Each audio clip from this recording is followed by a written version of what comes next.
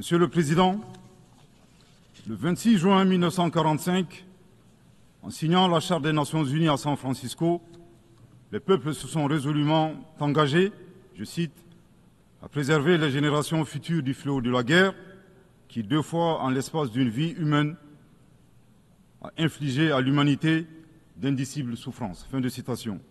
Aujourd'hui, l'occasion nous est offerte de nous prononcer sur le thème suivant: ne laisser personne de côté, agir ensemble pour la promotion de la paix, du développement durable et de la dignité humaine pour les générations présentes et futures. Le choix de ce thème qui intervient 79 ans après la signature de la Charte des Nations Unies est-il un pur hasard ou le résultat d'une construction mentale? Nous l'ignorons. Cependant, force est de constater malheureusement que se pose encore avec forte acuité la problématique de la préservation des générations, non seulement celle du futur, mais également la nôtre. Est-ce pour autant un échec des Nations Unies? Incontestablement, une évaluation objective avec des recommandations réalistes de notre système collectif serait salvatrice pour notre devenir. Monsieur le Président, le Mali salue la pertinence de ce thème qui est d'une actualité brûlante, tant il est vrai que les tensions et les guerres en cours continuent, hélas, de menacer la paix et la sécurité internationale, le développement et les droits fondamentaux des populations. Cette remarque est celle d'un pays qui a connu depuis 2012 une crise multidimensionnelle complexe ayant entraîné la perte de plus de la moitié de son territoire et de nombreuses victimes innocentes, suite à une association à la fois incestueuse et opportuniste de groupes terroristes et de groupes armés. Monsieur le Président, le drame du Mali remonte à l'allégeance à Al-Qaïda du groupe salafiste pour la prédication et le combat, le GSPC algérien, le 11 septembre 2006, exacerbé par l'intervention militaire hasardeuse de l'OTAN en Libye en 2011. La déstabilisation de ce pays frère a aggravé les facteurs d'insécurité dans nos pays, à savoir le terrorisme, les trafics en tout genre, le blanchiment de capitaux, les conflits communautaires manipulés par les terroristes et leurs sponsors étatiques étrangers et les actions violentes d'individus isolés. Pour leur part, les autorités maliennes, après avoir fait le constat de l'échec des forces internationales présentes sur le territoire national depuis 2013, ont décidé de reprendre leur destin en main. Ainsi, depuis le 7 juin 2021, après la prestation du serment de son Excellence le colonel Assimi Goïta comme président de la transition chef de l'État, s'est ouvert un vaste chantier d'équipement et de réorganisation des forces de défense et de sécurité associé à un projet de refondation du Mali. Les Assises nationales de la refondation, lancées en décembre 2021, ont permis aux Maliens de procéder à un diagnostic exhaustif des causes de la crise, puis d'adopter 517 recommandations pertinentes. À ce sujet, après avoir vécu une insécurité imposée par l'état de nature, le constat concernant le Mali est effarant. Violenté, humilié, pillé et torpillé, abandonné en plein vol, poignardé dans le dos, les expressions ne sont pas limitatives pour décrire la souffrance subie par le peuple et les forces de défense et de sécurité maliens. Fort de cette expérience et réalisant que le péril malien ne résultait que de l'état de nature, son Excellence le colonel Assimi Goïta, président de la transition chef de l'État, s'est contraint d'élaborer une vision réaliste de la géopolitique en convoquant un proverbe populaire en langue bambara, ici traduit librement et contextualisé, je cite, « La succulence de la sauce des uns dépend du pillage des bovins des autres ». Fin de citation. Thomas Hobbes, décrivant l'état de nature de manière identique, affirmait, je cite, que l'homme est un loup pour l'homme. Grâce à ce proverbe qui fait référence à la gastronomie et à la cinégétique, le chef de l'État décrit la dure réalité impitoyable des relations internationales et surtout la place de l'Afrique, dont le pillage des matières premières a servi au développement des autres et non celui des Africains dans leur grande majorité. À cette vision s'ajoute une orientation du chef de l'État qui appelle les Maliens, dans le cadre de la refondation, à redevenir eux-mêmes. En effet, le chef de l'État a procédé le 23 avril 2024 au lancement du programme national d'éducation aux valeurs, qui vise un retour aux sources sans lesquelles il serait difficile d'envisager un avenir radieux pour notre pays dans sa quête légitime de souveraineté. L'invitation à redevenir nous-mêmes ne saurait faire l'économie de la question de savoir qui nous sommes. La réponse immédiate à cette interrogation est donnée par la devise du Mali, un peuple, une grande famille, nation cosmopolite, un but, magnifier la diversité dans l'unité, unis pour bâtir le bien commun, et enfin une foi, la foi à ce que Dieu a donné comme ressource pour la réalisation de la prospérité. En vue de donner plus de relief à la définition du Malien, le professeur Ibrahim Diaye, expert au sein du comité chargé de la mise en œuvre du programme national d'éducation aux valeurs, indique que le Malien se caractérise d'une part par 5 valeurs cardinales, à savoir l'humanitude, l'empathie, l'obligation de transmettre les valeurs humaines aux générations futures, le sens de l'honneur, l'acceptation de la différence et de l'altérité au plan sociétal, humain et culturel, et d'autre part, 5 principes inviolables en lien avec le pays lui-même, à savoir un Mali indivisible, inaliénable, non hypothécable, nul ne peut en disposer comme propriété privée, impérissable. Monsieur le Président, en privilégiant d'être eux-mêmes, les Maliens créent une troisième voie, ne pas devenir des prédateurs, des barbares sans foi ni loi, à la recherche des bovins d'autrui, ne pas devenir les éternelles victimes impuissantes face à la prédation. La voie médiane promue par le Mali consiste à réaliser notre développement en empruntant un chemin plus vertueux. Veiller au respect de notre souveraineté tout en respectant celle des autres. Refuser l'hétéronomie tout en refusant de nous ingérer dans les affaires intérieures des autres. Être ouvert à tous les partenariats sur une base gagnant-gagnant. Aussi, il est important de relever que ces principes et valeurs caractérisent, mutatis mutandis, les peuples frères du Burkina Faso et de la République du Niger. Concernant le processus de transition politique au Mali, il convient de rappeler que, à l'issue des assises nationales de la refondation, le peuple malien a fait le choix de mener des réformes politiques avant d'organiser les élections, en vue d'ancrer profondément une gouvernance vertueuse. La mise en œuvre des recommandations des assises a permis d'engranger des résultats tangibles, notamment la mise en place de l'autorité indépendante de gestion des élections, l'adoption de la nouvelle constitution le 22 juillet 2023, suite à un référendum bien organisé, le parachèvement de la réorganisation territoriale et administrative, le renforcement de la lutte contre la corruption et la transparence de l'action publique, la relecture du code minier, plus équitable et favorisant le contenu local.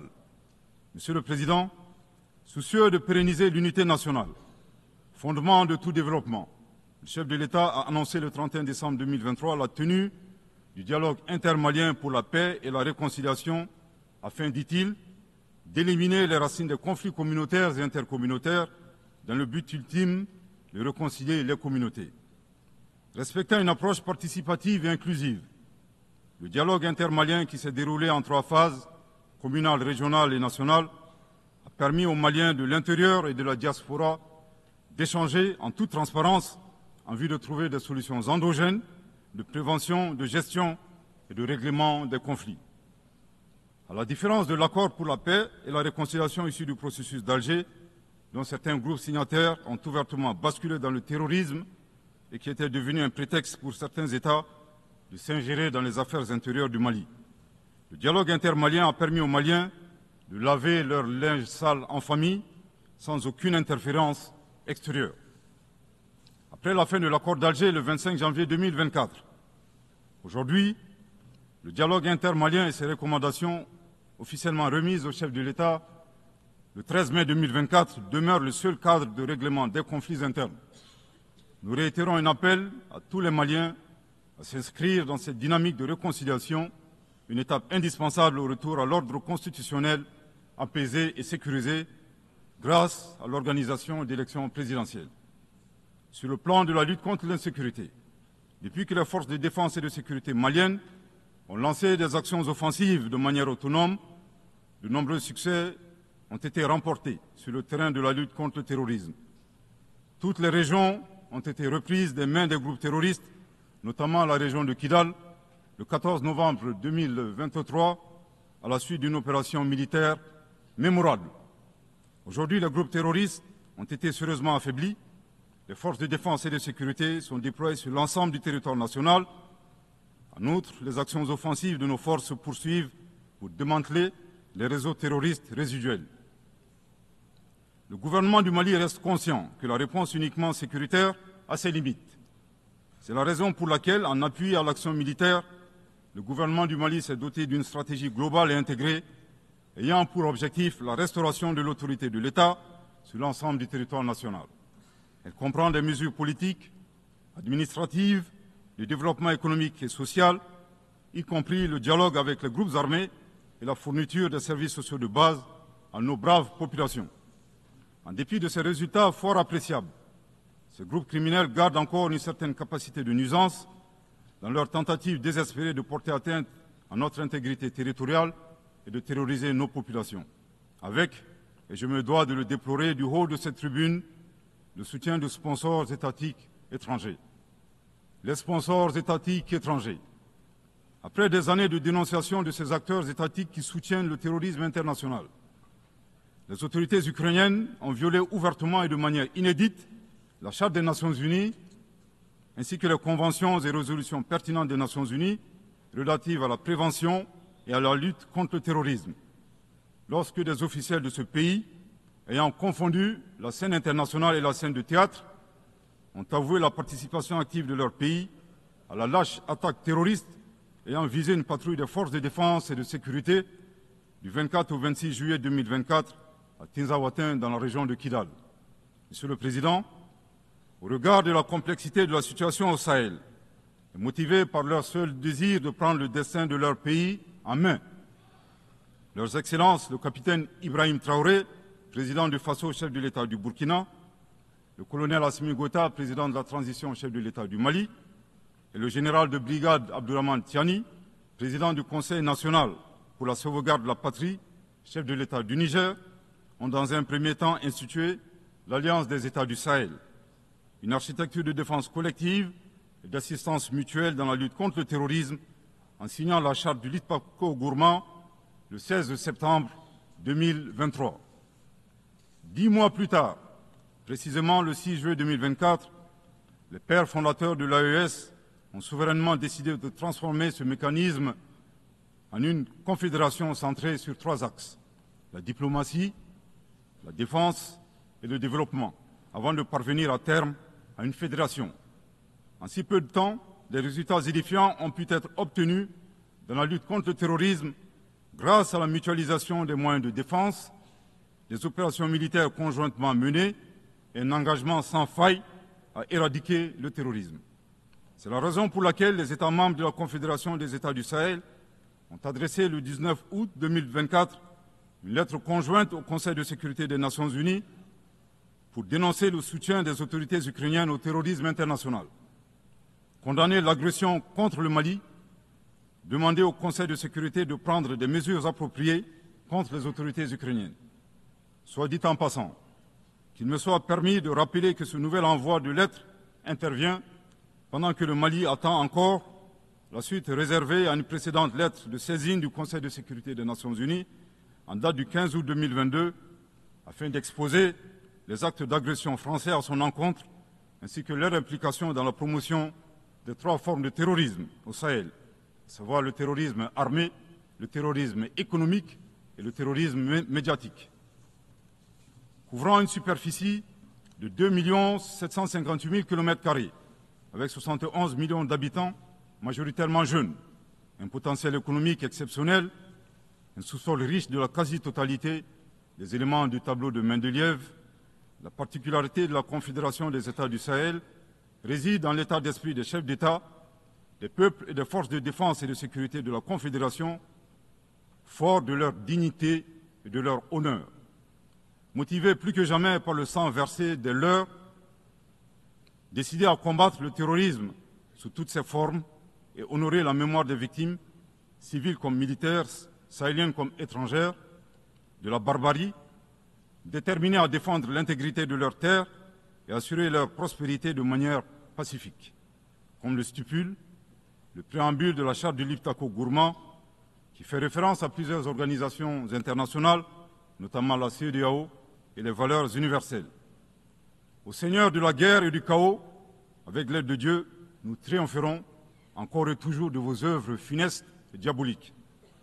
Curieusement, depuis la création de l'AES, nous avons été surpris par l'hostilité farouche avec laquelle elle a été accueillie, en particulier par certains responsables de la CEDEAO, aux ordres d'entités impérialistes et néocoloniales. Le reste de l'histoire est connu. Amadou Hampâté-Bâ disait, je cite, « À trop vouloir jeter une grenouille qui vous dégoûte, elle finit par tomber dans une bonne mare. » Fin de citation. La Confédération des États du Sahel est ouverte à tous les investisseurs, à condition que le partenariat profite aux populations sahéliennes et à la condition de respecter la souveraineté des États. Monsieur le Président, c'est l'occasion pour moi de saluer les relations de coopération exemplaires et fructueuses entre le Mali et la Russie, la Chine, la Turquie, l'Iran et bien d'autres alliés sincères. Le Mali reste ouvert à tous les partenaires qui souhaitent l'aider à relever ces multiples défis. À cet égard, je réaffirme que le gouvernement du Mali reste disposé à poursuivre et à renforcer sa coopération avec l'ONU, notamment à travers les agences, fonds et programmes avec lesquels nous entretenons d'excellentes relations de coopération. Nous saisissons également cette opportunité pour saluer et reconnaître la sagesse de son Excellence, Monsieur le Président Abdelmadjid Tebboune, président de la République algérienne démocratique et populaire. Le 29 août 2024, lors d'une tournée dans le sud algérien, vous déclariez que la Libye, le Niger et le Mali sont des nations fraternelles que vous soutiendriez et non desserviriez. Le peuple malien n'a pas été surpris par ces propos, qui indiquent éloquemment votre panafricanisme, à l'instar de vos célèbres prédécesseurs, dont feu le président Abdelaziz Bouteflika, affectueusement appelé Abdelkader Mali. Suite à son établissement à Gao et l'engagement des autorités maliennes à travers les actions suivantes. Offrir le territoire malien comme base arrière aux Moudjahidines, ouvrant ainsi un front sud. Participer aux affrontements armés contre le colonisateur français en déployant des combattants maliens aux côtés des Moudjahidines sur le territoire algérien pour défendre la liberté et la dignité des Algériens. Défendre la cause algérienne dans toutes les instances diplomatiques jusqu'au recouvrement de leur indépendance. Cependant, il est de notre devoir d'appeler votre haute attention sur les propos incongrus de vos collaborateurs, allant à contresens de votre souhait de promouvoir des relations harmonieuses avec vos voisins dans le Mali. Le 31 juillet 2024, le ministre algérien des Affaires étrangères déclarait que la crise malienne n'avait pas besoin de solution militaire. C'était un conflit entre frères. La solution ne peut être que politique. Au sujet de l'accord d'Alger, il a affirmé qu'il avait été bénéfique pour le Mali et avait préservé la souveraineté et l'intégrité territoriale du Mali. S'en départir par conséquent aura un impact négatif sur tous les acquis. En outre, le 26 août 2024, votre représentant permanent auprès des Nations Unies a déclaré, je cite, « Ce matin, j'ai appris par les médias qu'un drone a effectué une frappe dans le nord du Mali, tuant une vingtaine de civils. Ceux qui appuient sur la manette de ce drone n'ont de compte à rendre à personne sur ces frappes. » Fin de citation. De l'analyse des propos du premier, nous constatons une grave ingérence dans les affaires intérieures du Mali. En effet, la nature de la solution déployée par les autorités maliennes ne concerne que les Maliens.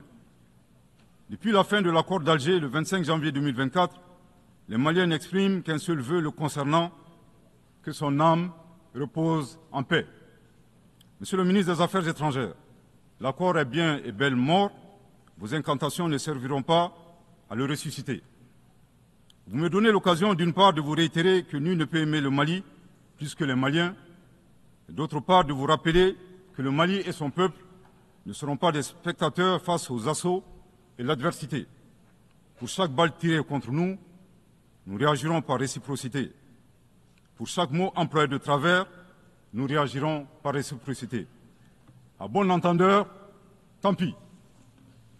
Quant aux représentants permanents algériens, en plus d'offrir le gîte et le couvert certainement avec de succulents plats de tchèque-tchouka et de chorba, à des terroristes et des renégats en débandade, son rôle d'estafette désorienté ne contribue guère à la promotion des relations de bon voisinage.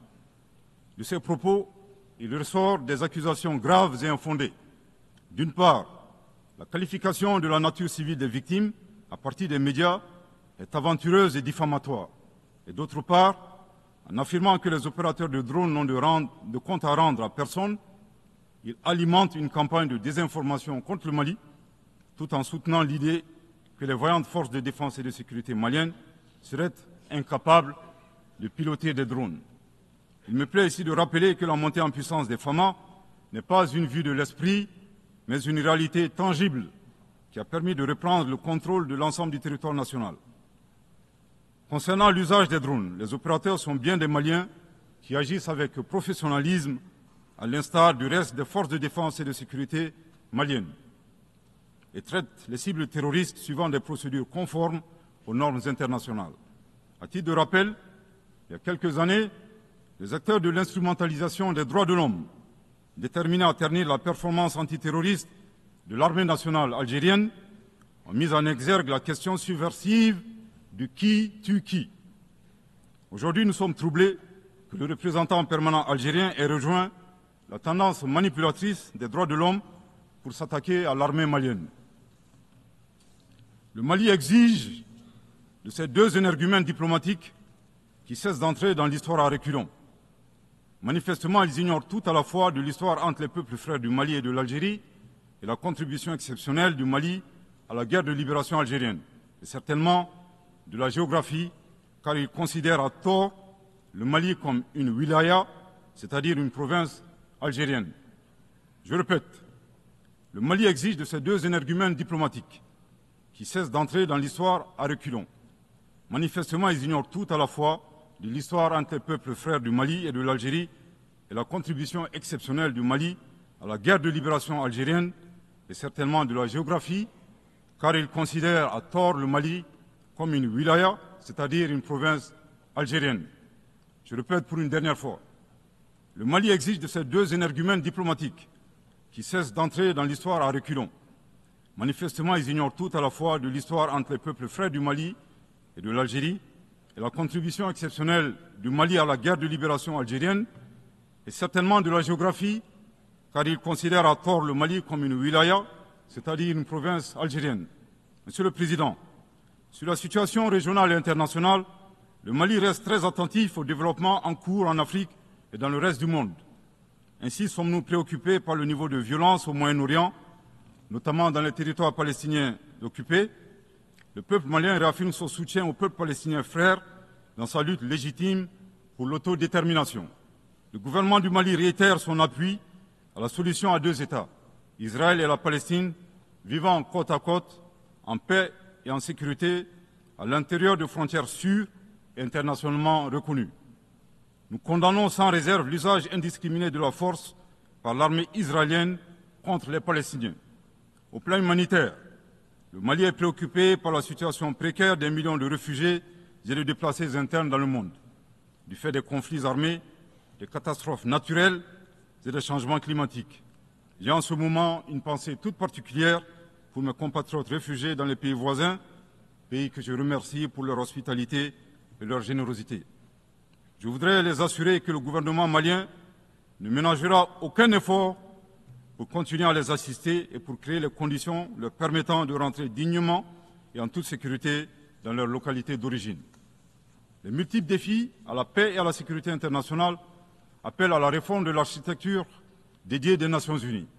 Dans la même veine, le Mali continue de plaider pour la réforme de la gouvernance mondiale politique, économique et financière afin de créer les conditions optimales et justes du développement de nos pays. Dans cette dynamique, le Mali continue de plaider pour la réforme des institutions financières internationales comme la Banque mondiale et le Fonds monétaire international. De même, nous saluons les modèles alternatifs et crédibles tels que les BRICS. Les changements climatiques constituent également une menace réelle pour les générations présentes et futures. Nous devons avoir le courage de sortir du dogmatisme ambiant et des jeux d'intérêts étroits concernant cette problématique. À cet égard, le temps est venu de mettre effectivement en œuvre les décisions de nos sommets et de nos COP. Il est nécessaire que les pays à l'origine du réchauffement climatique assument leurs responsabilités pleines et entières, y compris celle de soutenir les efforts des pays du Sud pour un développement respectueux de l'environnement. Monsieur le Président, pour terminer, je voudrais faire observer que cette 79e session de l'Assemblée générale se tient dans un contexte de défis immenses pour nos États et pour nos institutions multilatérales. La paix et la sécurité internationale n'ont jamais été autant menacées depuis les deux grandes guerres, y compris par le terrorisme international et l'extrémisme violent. Dans un tel contexte, il sera difficile d'atteindre les objectifs de développement durable à l'horizon 2030 en termes d'éducation, de santé, d'accès à l'eau potable, d'énergie et de justice. Cependant, malgré ces péripéties, le Mali reste disposé à jouer toute sa partition dans la mise en œuvre de ses engagements nationaux et internationaux, tout en gardant un certain espoir en l'avenir. Que Dieu bénisse le Mali et préserve les Maliens des forces obscurantistes et destructrices du monde. Que Dieu bénisse la Confédération des États du Sahel et préserve les populations sahéliennes des forces obscurantistes et destructrices du monde.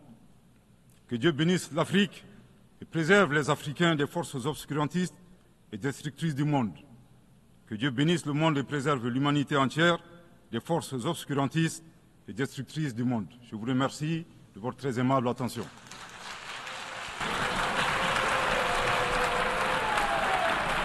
I thank the